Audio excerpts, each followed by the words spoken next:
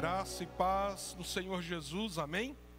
Nós queremos dar a liberdade às crianças e pré-adolescentes para irem para a mensagem especial que foi preparada para eles também nas suas salas, enquanto os demais jovens, adolescentes, adultos permanecem aqui para darmos sequência a essa série de sermões sobre os 5 sentidos do nosso corpo rendidos ao Senhor e como isso também tem conexão com a nossa espiritualidade. Hoje nós estaremos falando sobre o tato e a nossa espiritualidade, a nossa vida com Deus.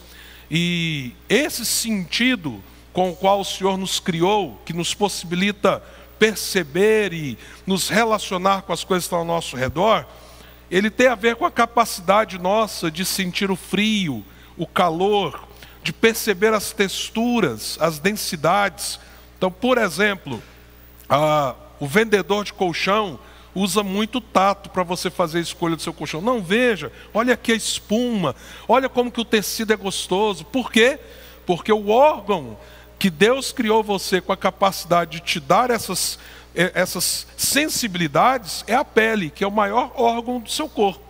Permeia todo o seu corpo externamente falando. Então o tato consiste nesse sentido com o qual nós percebemos calor, frio, textura, densidade, mas também o tato é por onde geralmente nós sentimos a dor quando ela vem do ambiente externo. E isso é um mecanismo importante para a nossa proteção. Evidentemente que tudo isso nós estamos até aqui citando e lembrando você daquela aulinha básica que você teve ainda no ensino fundamental, que se aprofundou um pouco no ensino médio e que, se você é biólogo, você entende muito mais do que eu, porque eu sou pastor e eu não fiz biologia. Ou seja, isso aqui é só uma introdução para a gente lembrar o que é tato. Agora, quando a gente vai para a Bíblia, o que tato tem a ver com espiritualidade? Eu vou citar aqui, apenas citar, não é o texto da mensagem dessa manhã, algo que está no Velho Testamento é repetido no Novo. E em relação a isso, está colocado de uma maneira, diríamos assim, com uma advertência para nós. Lá em Isaías 52:11, a Bíblia diz assim: afastem-se, afastem-se, saiam daqui, não toquem em coisas impuras. Então, é possível nós nos contaminarmos pelo nosso tato. A Bíblia está dizendo: não toque em coisas impuras. Saiam dela e sejam puros vocês que transportam os utensílios do Senhor. Aqui tem todo um contexto histórico, profético. Mas é interessante, por exemplo, quando o apóstolo Paulo, em 2 Coríntios capítulo 6, finalzinho do capítulo, ele cita essa profecia para falar da nossa relação com as coisas desse mundo à luz da aliança no Senhor Jesus, que já havia morrido, ressuscitado, o Espírito Santo já havia sido derramado. Então, se você for lá no capítulo 6, a partir do verso 14 até o finalzinho do capítulo, você vai ver ele fazendo a advertência: cuidado com aquilo que você toca. E ele cita essa mesma profecia.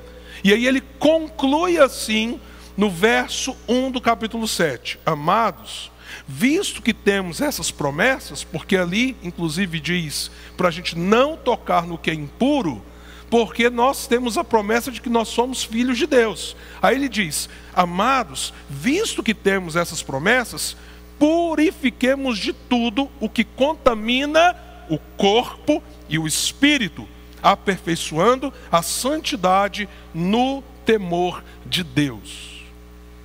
Então, há coisas a serem evitadas. Pastor, mas o que deve ser evitado? Vou dar 2 exemplos bem rapidinhos de como o nosso tato pode nos tornar impuros diante do Senhor.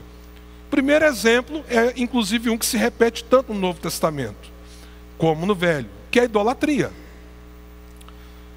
Por exemplo, quando você atribui a algo que você pega, que você toca, algum poder, e aí muitas vezes não entra só idolatria, entra até um tipo de misticismo perigoso, um sincretismo religioso, que faz com que a gente comece a colocar o poder nas coisas. E meus irmãos, pensa num negócio que tem acontecido no meio evangélico brasileiro.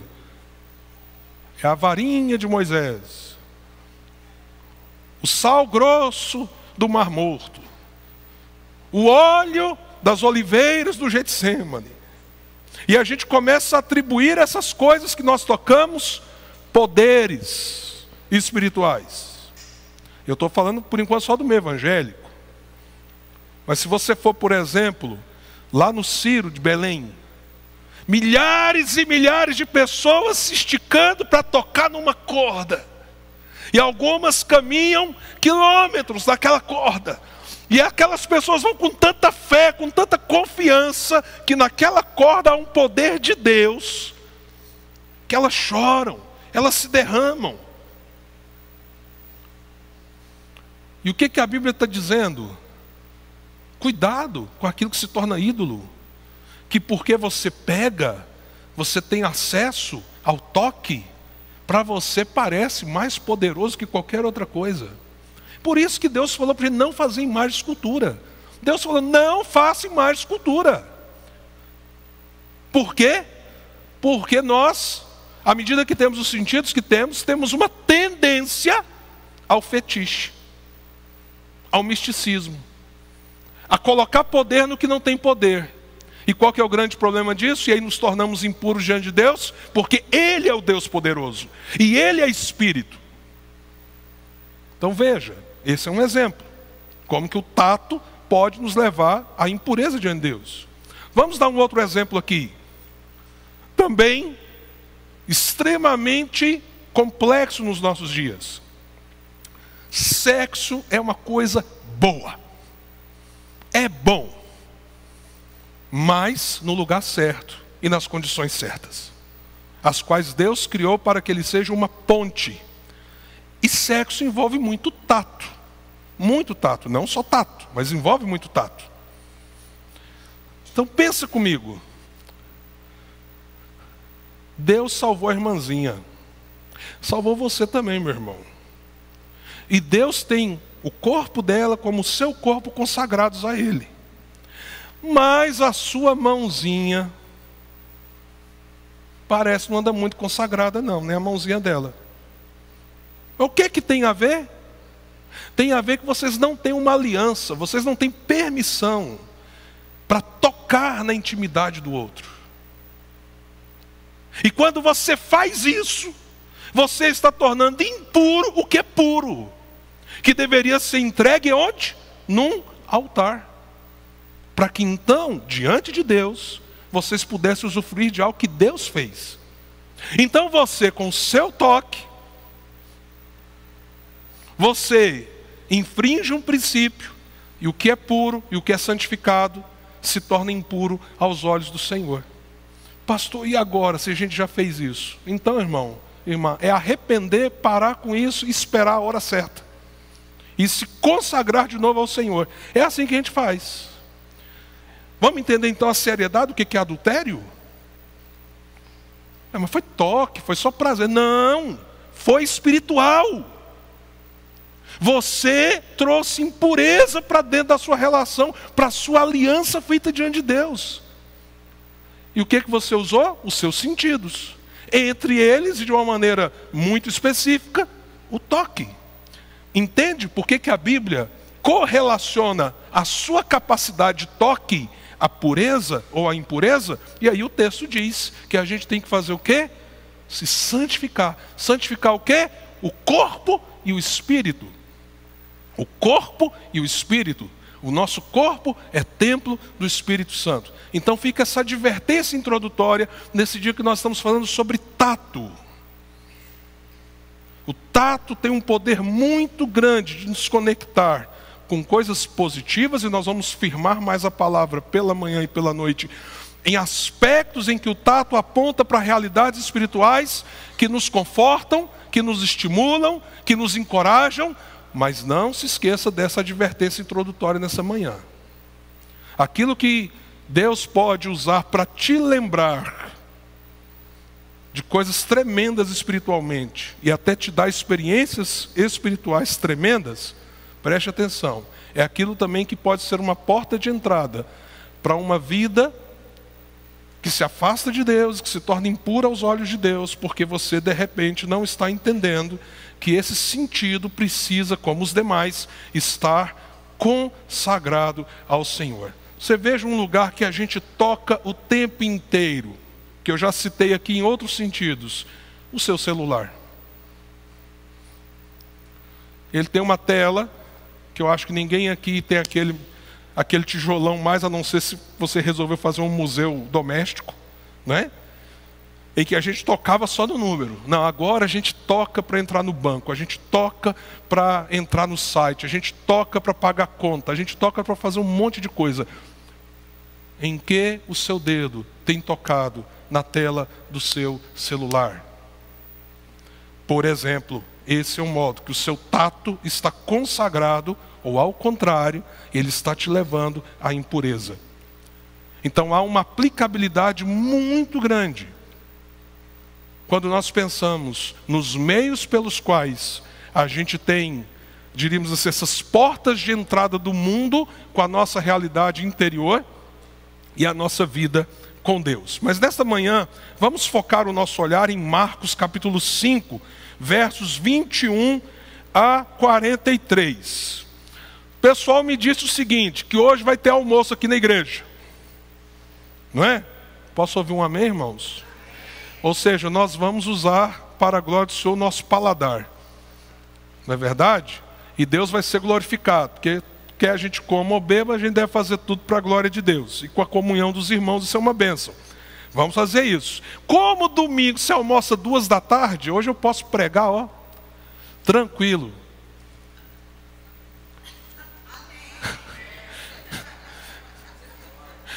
A gente não ouve um amém. Eu vou demorar mais. Deixa eu falar para vocês, nós estamos tendo que ir num culto lá na África. Vou fazer uma turnê Igreja Luz África 2024. Para você ficar num culto de 3 dias infeliz. E o intervalo do culto é como? O povo, Adonai, Adonai, vai voltar o culto? Vamos voltar. Alguém foi no banheiro, né? Como diz aquela frase, o banheiro é o mundo em alguns lugares da África. Volta, culto. 3 dias de culto. Aí eu falo aqui, vamos ficar até 14h, quando sair o almoço, o povo, Senhor amado, o pastor está doido? Não vai ser tanto não, mas vamos lá, porque inclusive o próprio texto é meio longo, né? Vamos ler?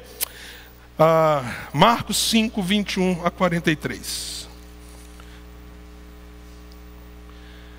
Tendo Jesus voltado de barco para outra margem, uma grande multidão se reuniu ao seu redor, enquanto ele estava à beira do mar. Então chegou ali um dos dirigentes da sinagoga chamado Jairo. Vendo Jesus, prostrou-se aos seus pés e lhe implorou insistentemente: minha filha está morrendo, vem por favor, e impõe as mãos sobre ela para que seja curada e que viva. Jesus foi com ele. Uma grande multidão o seguia e o comprimia. E estava ali certa mulher que havia 12 anos vinha sofrendo de hemorragia. Ela padecera muito sob o cuidado de vários médicos e gastara tudo o que tinha, mas em vez de melhorar, piorava. Quando ouviu falar de Jesus, chegou por trás dele no meio da multidão e tocou seu manto, porque pensava: se eu tão somente tocar em seu manto, ficarei curada. Imediatamente cessou sua hemorragia e ela sentiu em seu corpo que estava livre do seu sofrimento. No mesmo instante, Jesus percebeu que dele havia saído poder, virou-se para a multidão e perguntou: quem tocou em meu manto? Responderam os seus discípulos: vês a multidão aglomerada ao teu redor e ainda perguntas quem tocou em mim? Mas Jesus continuou olhando ao seu redor para ver quem tinha feito aquilo. Então a mulher, sabendo o que lhe tinha acontecido, aproximou-se, prostrou-se aos seus pés e, tremendo de medo, contou-lhe toda a verdade. Então ele lhe disse: filha, a sua fé a curou, vá em paz e fique livre do seu sofrimento. Enquanto Jesus ainda estava falando, chegaram algumas pessoas da casa de Jairo, o dirigente da sinagoga. Sua filha morreu, disseram eles. Não precisa mais incomodar o mestre. Não fazendo caso do que eles disseram, Jesus disse ao dirigente da sinagoga: não tenha medo, tão somente creia. E não deixou ninguém segui-lo, senão Pedro, Tiago e João, irmão de Tiago. Quando chegaram à casa do dirigente da sinagoga, Jesus viu um alvoroço com gente chorando e se lamentando em alta voz. Então entrou e lhes disse: por que todo este alvoroço e lamento? A criança não está morta, mas dorme. Mas todos começaram a rir de Jesus. Ele, porém, ordenou que eles saíssem. Tomou consigo o pai e a mãe da criança e os discípulos que estavam com ele, e entrou onde se encontrava a criança. Tomou a criança pela mão e lhe disse: Talita cumi, que significa menino, menina, eu lhe ordeno, levante-se. Imediatamente a menina, que tinha 12 anos de idade, levantou-se e começou a andar. Isso os deixou atônitos. Ele deu ordens expressas para que não dissessem nada a ninguém e mandou que dessem a ela alguma coisa para comer. Meus queridos, estamos aqui diante de 2 milagres. Em um milagre, uma mulher estende as suas mãos para tocar no manto de Jesus. Em outro milagre, Jesus estende a sua mão para levantar uma menina morta. Eu gostaria então de, ao olhar para esses 2 milagres, pensar com você que princípios nós podemos extrair à medida que nós fazemos 2 perguntas. O que acontece quando nós, de maneira diligente, corajosa, cheios de fé, buscamos tocar o Senhor? Tocar o Senhor.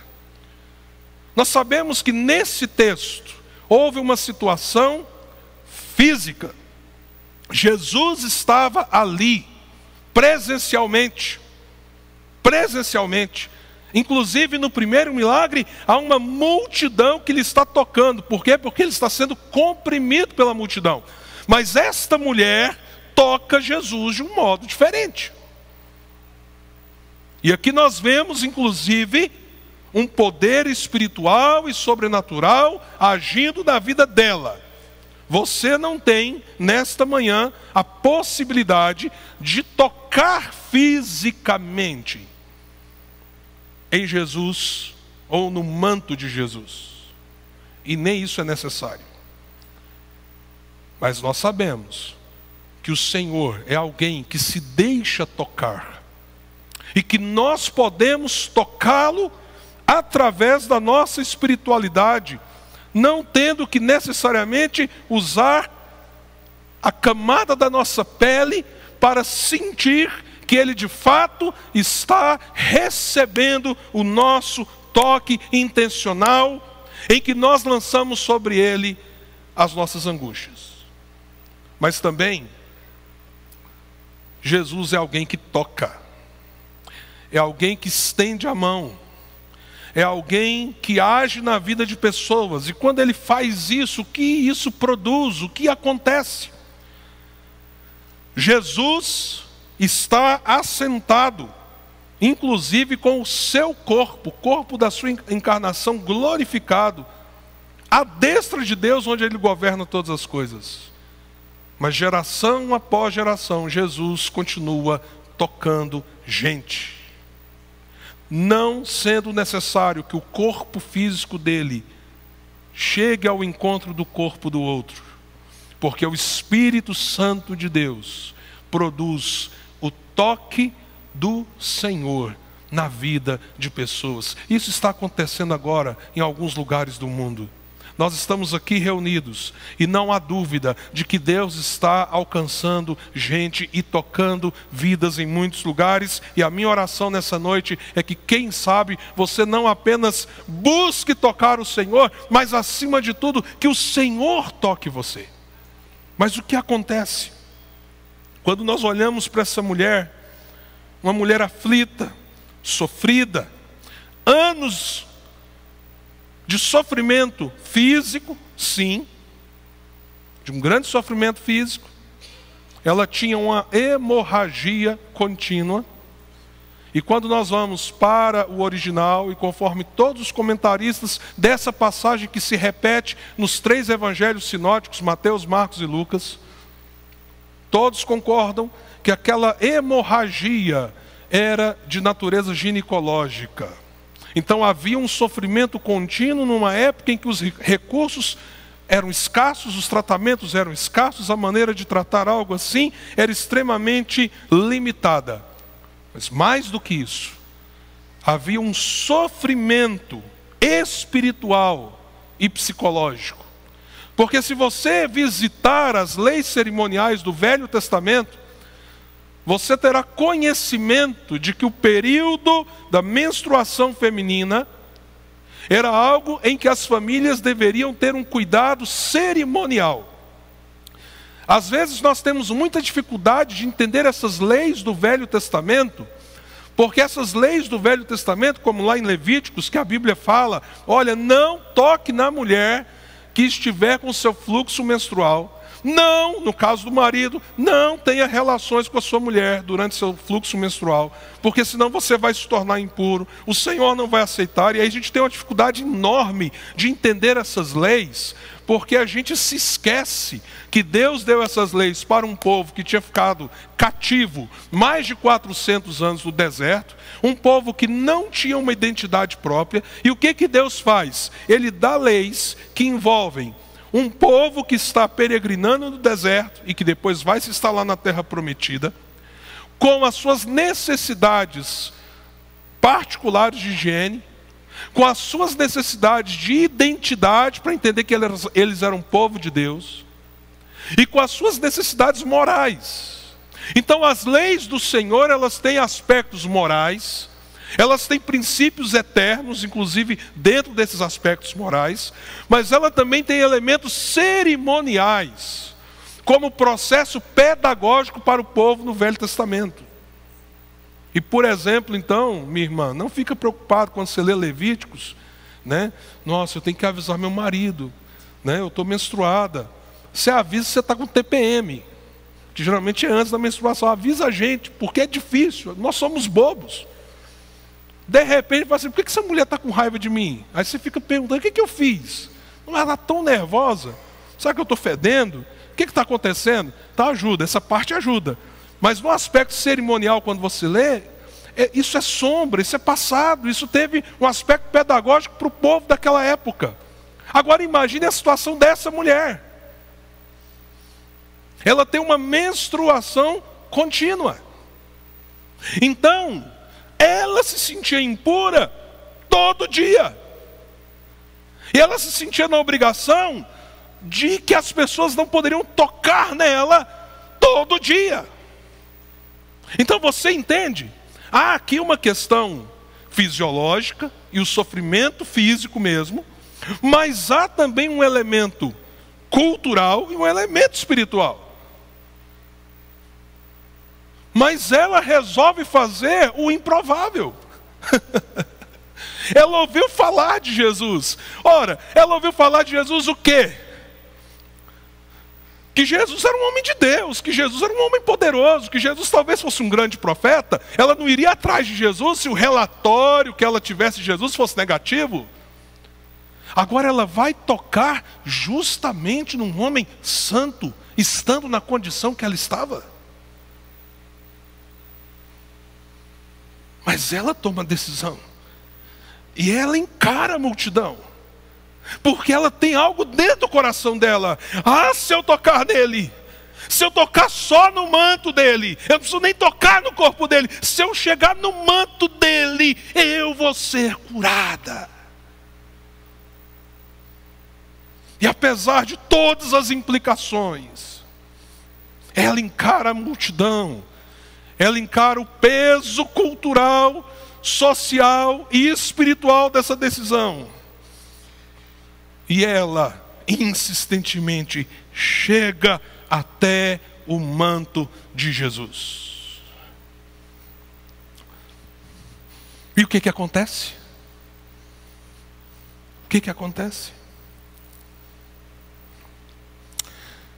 Então, quando a gente busca Jesus de todo o coração e a gente deseja tocar nele, acontece com a gente o que aconteceu com aquela mulher.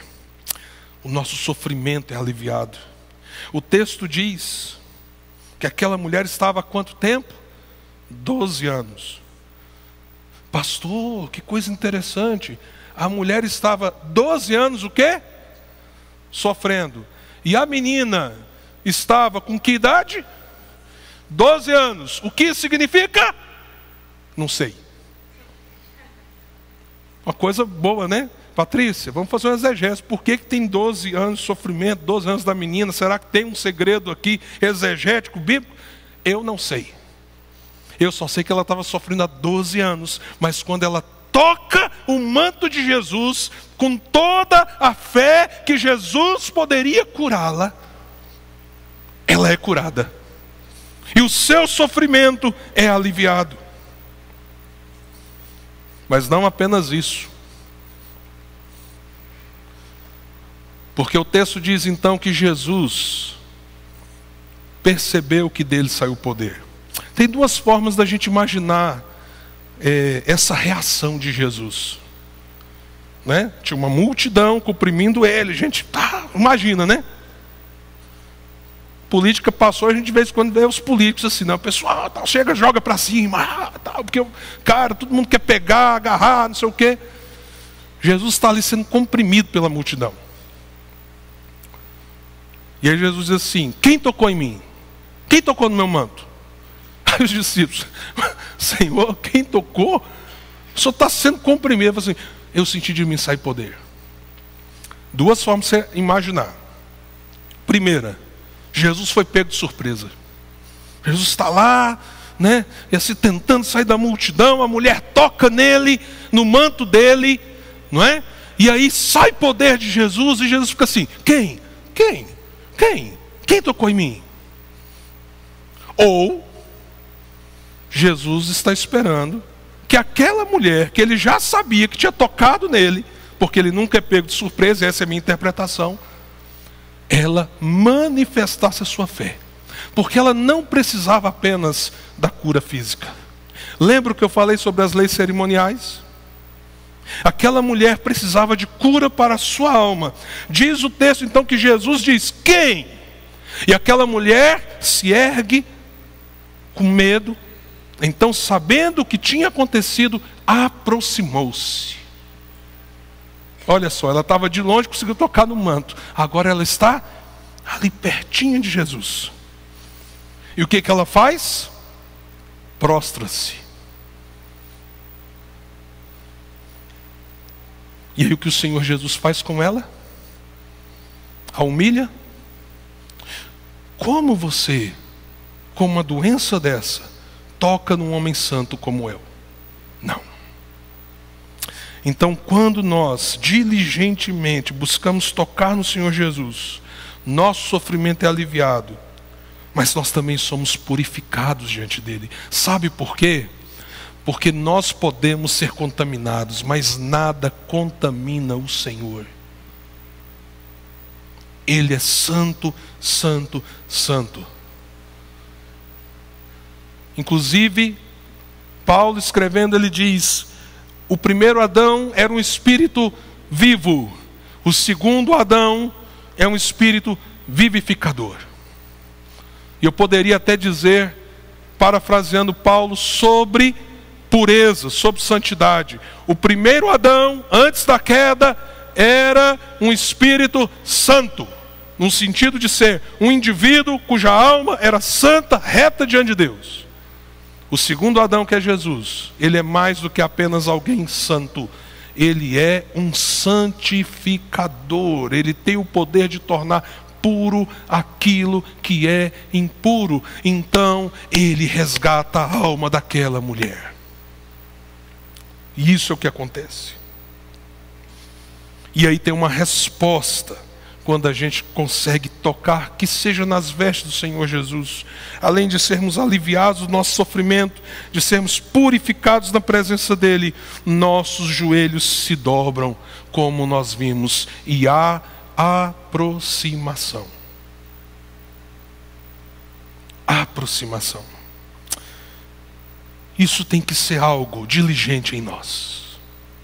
Nós precisamos desejar chegar até o Senhor e tocar nele.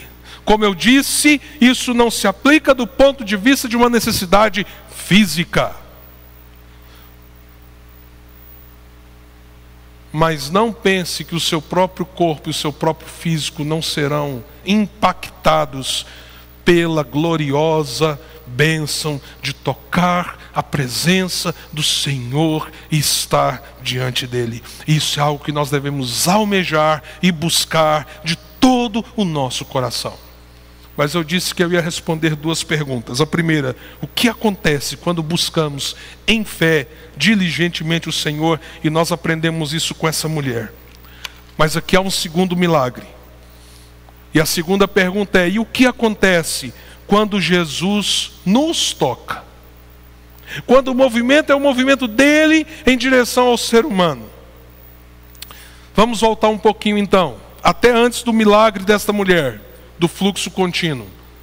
Jesus está vindo de uma pequena viagem, onde ele havia tido também experiências muito profundas com seus discípulos. Ele desembarca na praia, a multidão já está ali, no meio da multidão tem um pai aflito, ele era o dirigente da sinagoga, o nome dele era Jairo, e ele pede ao Senhor, Senhor, vá até a minha casa, a minha filha está muito doente, vá para que ela viva. Então não era uma doença qualquer, ele estava vendo a filha dele morrer. Entre o lugar que ele encontra com Jesus e a casa, tem uma multidão comprimindo Jesus. E ainda Jesus para dar atenção para essa mulher. Isso tudo acontece. E aí de repente alguém vem lá da casa, no meio do caminho. Pare de falar com o mestre, pedir ajuda do mestre, sua filha morreu, não tem mais solução não. Ele não precisa ir mais na sua casa. Infelizmente a notícia é essa, sua filha está morta. Eu fico imaginando aquele pai. Ele ali tentando chegar na casa com Jesus, a multidão comprimindo. Imagina aquela demora, aquela tentativa de avançar, e Jesus está indo, mas a multidão está limitando o movimento. E de lá vem a notícia. Pare de incomodar. Sua filha morreu. Por isso que você vê Jesus dizer para ele, não tema, somente creia. Porque eu imagino a reação daquele pai. Calma, creia, eu vou na sua casa. Então há uma decisão de Jesus de não fazer meia volta, de ir lá, mesmo diante daquela notícia. E Jesus chega na casa. E quando a gente cruza os evangelhos é muito interessante. Naquela época tinha uma turma, inclusive, que era contratada às vezes para chorar em velório. Tinha flautista. O homem era um homem importante, um homem de influência. E as pessoas estavam assim naquele momento de êxtase emocional na casa, não é? A Bíblia nos relata então muito choro, muito barulho. E Jesus chega e fala assim, que esse desespero? Ela não morreu, ela está adormecida. Daí a gente entende quando a Bíblia faz aquela linguagem, usa aquela linguagem para aqueles que morreram no Senhor. E diz assim, quanto aos que dormem. Aí você vai dizer assim, pastor, então a alma do irmão está lá na sepultura. Não, aqueles que dormem estão em Cristo, reinando com ele, se morreram em Cristo, é o que a Bíblia diz. Mas então por que a Bíblia diz que eles estão dormindo? Porque eles estão dormindo para esse mundo. Nesse sentido, a morte é o quê? Uma separação profunda desse mundo. Daí, irmão, você não precisa ter medo de fantasma. Tá? Tá bom, irmão? Fica tranquilo. Tá bom? A loira do banheiro, aqueles trem, não existe. Existe demônio. Tá? Nossa, pastor, mas agora eu fiquei com medo. Não, você crê em Jesus e se tiver na frente, você manda sair em nome de Jesus. Ok? Mas fantasma, não precisa ter medo de fantasma não. Não existe fantasma, morreu. A Bíblia diz, o pó volta à terra e o espírito a Deus que o deu. Ou então a palavra de Deus está mentindo. Então não existe excursão do céu aqui na terra, do inferno aqui na terra, aqueles negócios que fulano, né, foi, como se diz?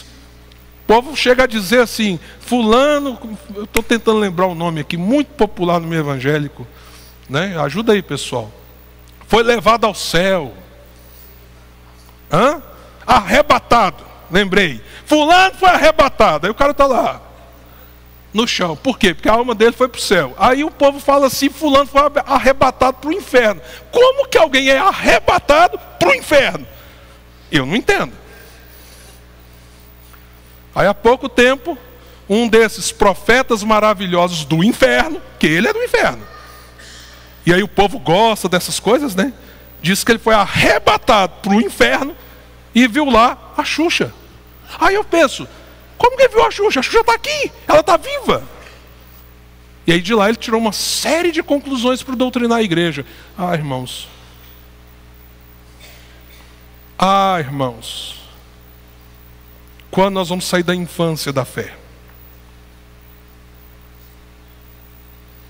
Porque se a gente morre, ou nós estamos, no caso igual, lembra do mendigo, no seio de Abraão, nos cuidados do Senhor, ou nós estamos em sofrimento aguardando a segunda vinda de Jesus. Mas para esse mundo nós estamos o quê? Adormecidos até a ressurreição. Mas naquele caso, Jesus foi ali, porque ele tinha o poder, como ele tem, de ressuscitar os mortos.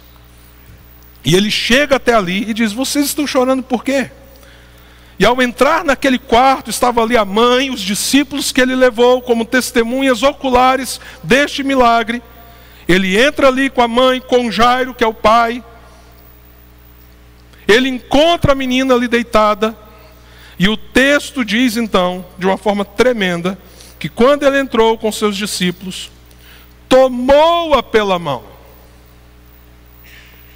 e lhe disse, Talita cumi, que significa, menina, eu lhe ordeno, levante-se. Pensa, Jesus com aquele corpo morto na mão. E ele diz, eu te ordeno. Quem está ordenando? Aquele que tem o poder para curar. Quem está ordenando? Aquele que tem o poder para dizer assim ao mar, pare a sua turbulência. Quem está ordenando é aquele que tem o poder sobre a morte. E quando ele disse, menina, levanta, ela levantou. Esse é Jesus.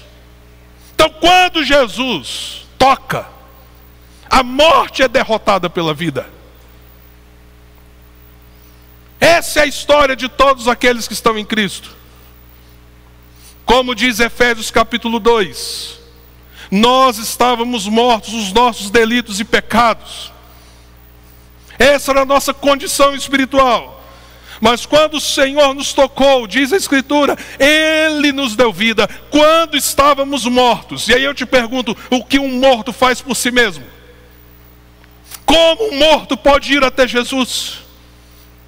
Então é Jesus que vem ao nosso encontro para estender as mãos poderosas dele e nos dar uma vida nova nele, para a glória do nome do Pai. A morte é derrotada pela vida, o desespero é derrotado pela esperança. Eu fico imaginando, você não lê esses textos e fica imaginando, não? Aquele povo alvoroçado lá fora, que inclusive riram de Jesus. Olha só, o povo estava alvoroçado, desesperado. Jesus disse, não, ela está dormindo. Eles riem de Jesus. Agora a menina está saindo, porque Jesus falou assim, ó, dá uma comida para ela. Já pensou a menina saindo para comer? Eu fico imaginando então aquelas pessoas, como que elas reagiram? Agora uma coisa eu sei, eu não sei muita coisa. Agora uma coisa eu sei. O desespero cessou. O desespero não é porque a menina estava morta, agora ela está como? Viva. E evidentemente um ar de profunda esperança e impacto da glória de Deus deve ter enchido aquele lugar. E não apenas isso, a inércia é derrotada agora por algo que faz da vida uma realidade dinâmica e ativa. Um corpo morto, que só poderia ser enterrado, e que passaria pela sua decomposição e que viraria pó. Agora volta a ser uma menina, imagino eu, bonita, com sonhos, que agora está andando, que irá comer e que irá trazer a alegria de volta para aquela família. Se você fosse aquela menina, como que você gostaria de viver depois de passar pela morte e Jesus ter tocado você? Como é que ia ser sua vida depois?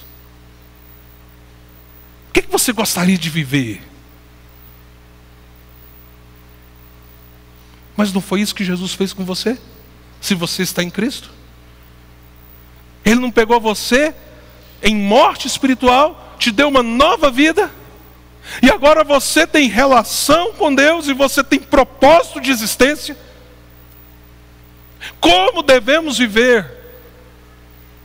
Se o Senhor se moveu até nós quando nós não poderíamos nos mover até Ele, e Ele nos deu vida, estando nós mortos, ou como você poderá viver se nesta manhã o Senhor está vindo ao seu encontro?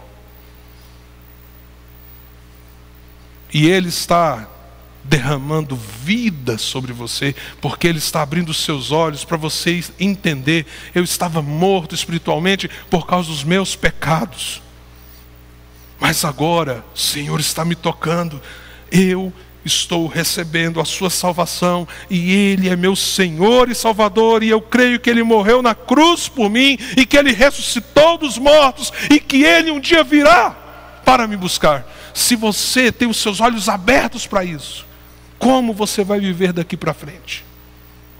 Como?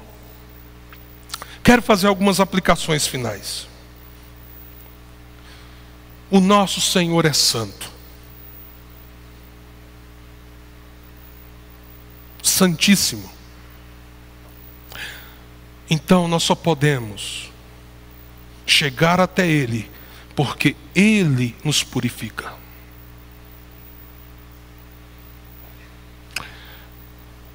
Nós não podemos contaminá-lo, e Ele não se deixa contaminar, mas Ele pode nos purificar. Então nós temos que pedir: Senhor, toque a minha vida, para que eu seja aceitável diante de Ti, porque o Senhor é santo. E nesse movimento de um Deus que se moveu até nós, para nos purificar, nos perdoar, nós agora somos chamados: busque tocar a minha presença pela fé. E nesse sentido, aquela mulher, na sua persistência, ela é um exemplo. Ah, se eu conseguir tocar. Ah, se eu conseguir tocar. E aí nós somos chamados para essa nova vida, pelo toque da sua salvação na nossa história. Então a nossa resposta precisa ser não apenas de nos prostrar, mas de nos dedicar ao propósito pelo qual nós fomos salvos. E dentro desse propósito, há algo que Jairo, o pai, nos ensina. Tem muita gente morta. Tem muita gente morta nas casas, por aí. Muita gente. Só que às vezes não tem um Jairo para dizer assim: Senhor, vá até a minha casa. Senhor, vá até a casa do meu amigo. Senhor, vá até a casa do meu irmão, dos meus filhos, ou do meu pai, ou do meu colega de trabalho. Senhor, eu guio o Senhor. Vamos, Senhor. Alguém que gema dentro de si, alguém que sinta a dor e o cheiro da morte ao redor, e que tenha um coração cheio de amor para clamar: toca, Senhor. Porque quando o Senhor toca, a morte é vencida. Mas se o Senhor não tocar, quem de nós o toque tem qualquer poder? Irmãos, nós temos que despertar a nossa vida. Nós temos que sair do estado cômodo de estar cercados de morte por todo canto e achar que isso é normal. Nós vivemos num mundo caído, onde nós precisamos clamar e dizer: Senhor, vá até esta casa e toque, porque tem gente morta, tem gente que não conhece o Senhor, tem gente que não conhece o teu evangelho. E como Jairo, nós podemos abrir a porta da nossa casa e dizer: Senhor, toca a gente aqui dentro da nossa casa. E nós celebrarmos a bênção da vida vencendo a morte, o desespero sendo trocado pela esperança, e a inércia dando lugar a gente que conhecerá o Senhor, e no Senhor achará não só esperança, mas um propósito de vida, um propósito de existência. Estão dormindo espiritualmente, porque não conhecem e não se relacionam com Deus. Há um cântico antigo, esse é antigo mesmo, ele é bem curtinho, e eu queria que ele se transformasse num clamor nessa manhã. Quem conhece vai me ajudar, quem não conhece vai aprender, tá bom? Põe a letra lá pra gente, por favor. Eu já pedi para separar a letra, se puder jogar. Quem conhece? Aí, ó, vocês são velhos mesmo, hein? Meu Deus do céu, né? Pra vocês terem ideia, a Nair não conhece, a minha esposa.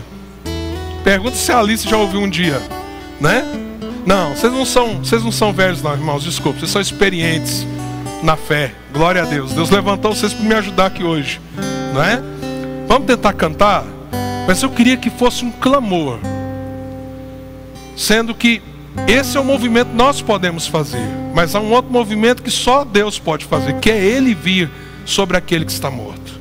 E às vezes, quem sabe, você que estava morto, o Espírito Santo acabou de dar vida para você, e você vai dizer: então, Senhor, agora sou eu, quero tocar. Vamos cantar? Vamos ver se eu dou conta, né?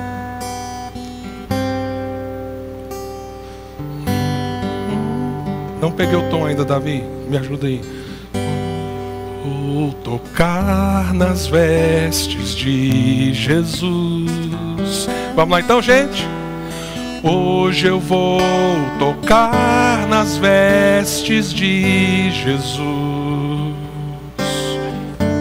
Eu sei que Ele vai me curar, eu sei que Ele vai me libertar, eu sei que Ele pode me curar. É só isso. Dá para aprender ou não, pessoal? Vamos mais uma vez? Não tem uma mulher para cantar aqui comigo não, gente? Pelo amor de Deus, uma irmã que conhece o cântico, abençoada. Se tiver, vem aqui, em nome de Jesus, tá? Ó, se não vier, eu vou fazer uma oração imprecatória, né? Senhor, muda uns 3 dias. Estou brincando, tá? Mas que não tem, né? É só a gente mesmo que sabe, Davi. Não tem jeito não. Vamos lá então de novo? Ó, a Raquel? Vem, Raquel! Vamos lá! Ei, glória a Deus! A Raquel vai nos ajudar, né? Para mim tá um pouco baixo, você tá meio alto, né, Raquel? Mas vamos lá, vai dar, né? Agora eu peguei, hein? Vamos lá então de novo? Todo mundo ensaiando ainda, tá, gente? Hoje eu vou tocar nas vestes de Jesus. Hoje eu vou tocar nas vestes de Jesus. Eu sei que Ele vai me curar, eu sei que Ele vai me curar, eu sei que Ele vai me libertar. Eu sei, esse pedaço eu não estou conseguindo chegar. Eu sei que Ele pode me curar. As mulheres agora com a Raquel, vamos lá. Hoje eu vou tocar nas vestes de Aleluia. Jesus. Hoje eu vou tocar nas vestes de Jesus. Eu sei que Ele vai me curar, eu sei que Ele vai me libertar, eu sei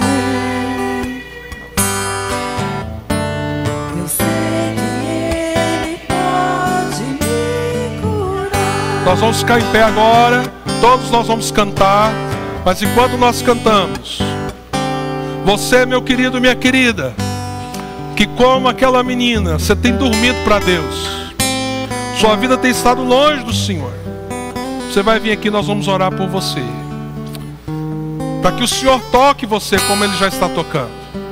E você, meu amado, minha amada, que talvez como aquela mulher, como eu preciso, Senhor, hoje tocar nas tuas vestes, porque, Senhor, eu preciso que o meu sofrimento seja aliviado, e eu quero também reconhecer a tua glória na minha vida, Senhor.